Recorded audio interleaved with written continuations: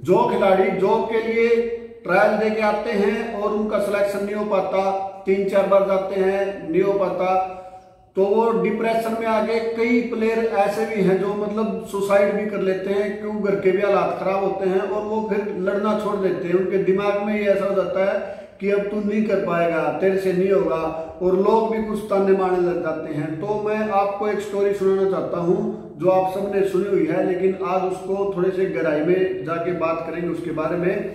मोहम्मद गौरी और पृथ्वीराज चौहान की। मोहम्मद गौरी पृथ्वीराज चौहान से युद्ध के लिए लड़ने के लिए जाता है, तो मोहम्मद गौरी हार जाता है, लेकिन वो दोबारा फिर जाता है, वो फिर हार जाता है, तीसरी बार जाता है फिर हारता है, चौथी बार जाता है फिर हारता है, 5वीं बार चला जाता है युद्ध के लिए, फिर भी हार जाता है पृथ्वीराज चौहान से।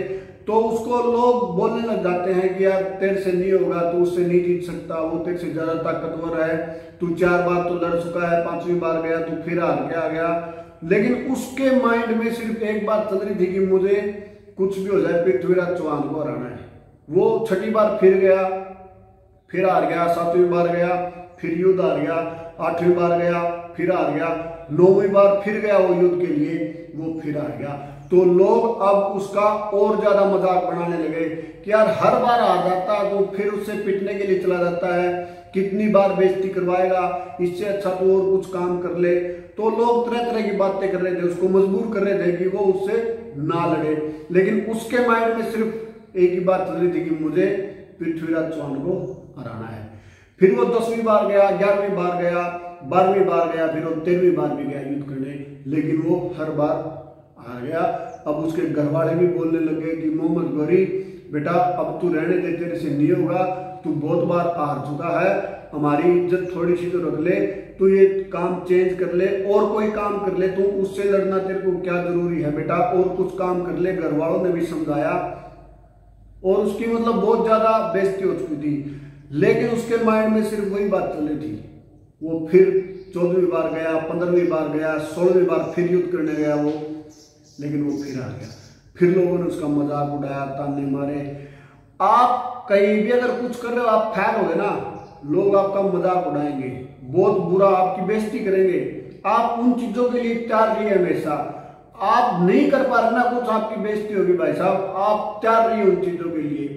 वो 16वीं बार गया फिर हार गया, 17वीं बार गया फिर हार गया, फिर उसकी मतलब अच्छे ज्यादा बेइज्जती उसकी थी। ये जो सक्सेस है ना, कामयाबी, ये आपको पूरा निचोड़ देगी, फिर आपको सक्सेस मिलती जाके। बुरे टाइम से आपको लड़ना पड़ेगा बहुत ज्यादा, तब जाके आपका अच्छा टाइम आएगा।